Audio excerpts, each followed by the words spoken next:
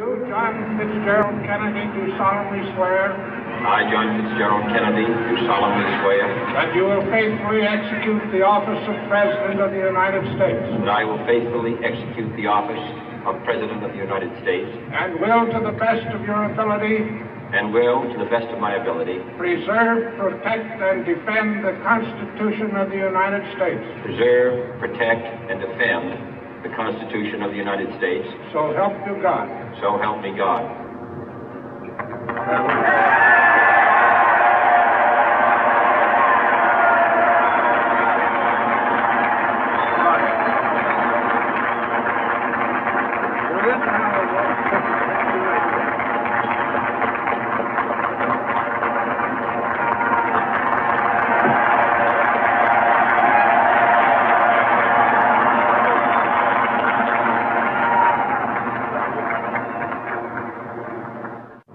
Vice President Johnson, Mr. Speaker, Mr. Chief Justice, President Eisenhower, Vice President Nixon, President Truman, Reverend clergy, fellow citizens.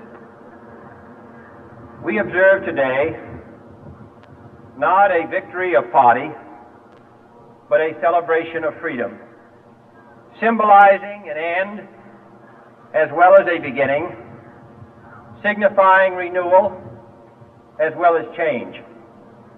For I have sworn before you and Almighty God the same solemn oath our forebears prescribed nearly a century and 3/4 ago.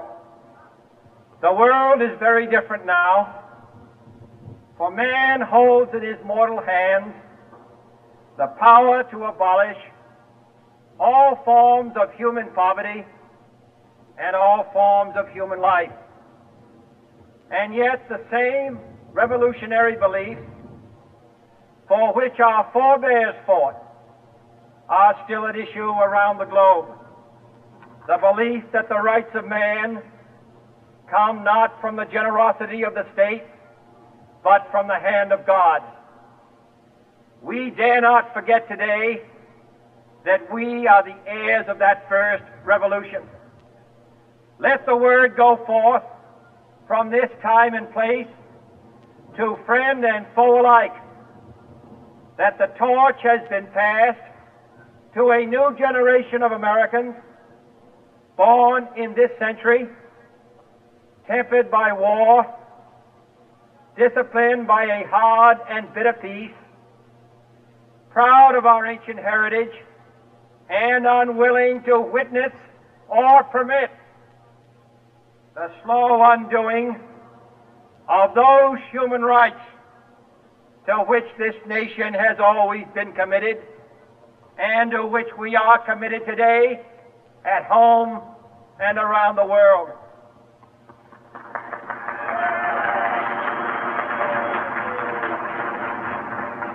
Let every nation know, whether it wishes us well or ill, that we shall pay any price, bear any burden, meet any hardship, support any friend, oppose any foe, to assure the survival and the success of liberty.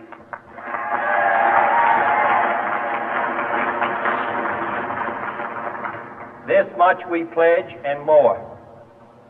To those old allies whose cultural and spiritual origins we share, we pledge the loyalty of faithful friends. United, there is little we cannot do in a host of cooperative ventures. Divided, there is little we can do, for we dare not meet a powerful challenge at odds and split asunder. To those new states whom we welcome to the ranks of the free, we pledge our word that one form of colonial control shall not have passed away, merely to be replaced by a far more iron tyranny. We shall not always expect to find them supporting our view, but we shall always hope to find them strongly supporting their own freedom, and to remember that in the past, those who foolishly sought power by riding the back of the tiger ended up inside.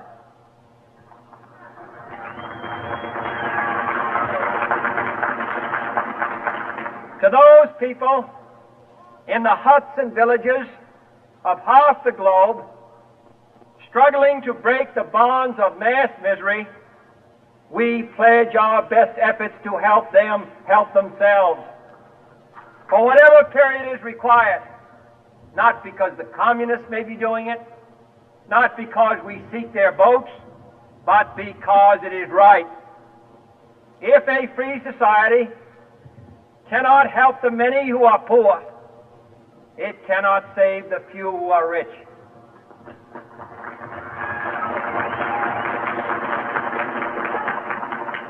To our sister republics south of our border, we offer a special pledge to convert our good words into good deeds, in a new alliance for progress, to assist free men and free governments in casting off the chains of poverty.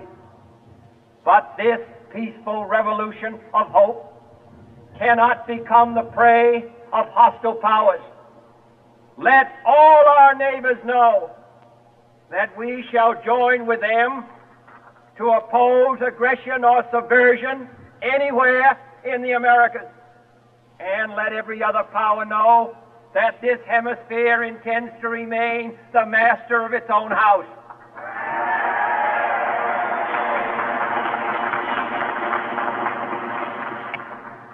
To that World Assembly of Sovereign States, the United Nations, our last best hope, in an age where the instruments of war have far outpaced the instruments of peace, we renew our pledge of support to prevent it from becoming merely a forum for invective, to strengthen its shield of the new and the weak, and to enlarge the area in which its writ may run. Finally, to those nations who would make themselves our adversary, we offer not a pledge, but a request that both sides begin anew the quest for peace. Before the dark powers of destruction, unleashed by science, engulf all humanity in planned or accidental self-destruction, we dare not tempt them with weakness, for only when our arms are sufficient beyond doubt can we be certain beyond doubt that they will never be employed.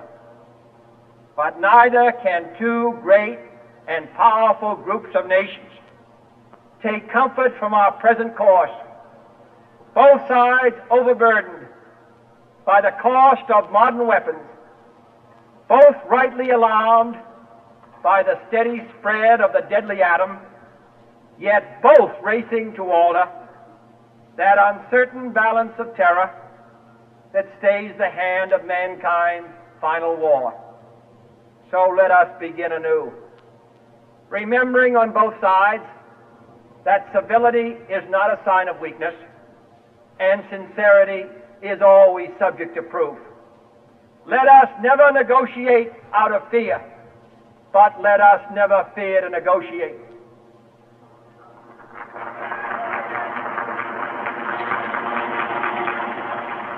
Let both sides explore what problems unite us, instead of belaboring those problems which divide us.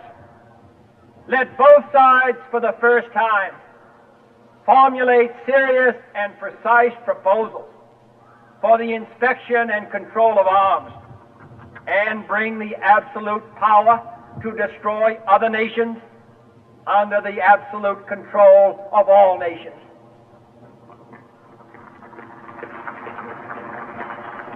Let both sides seek to invoke the wonders of science instead of its terrors.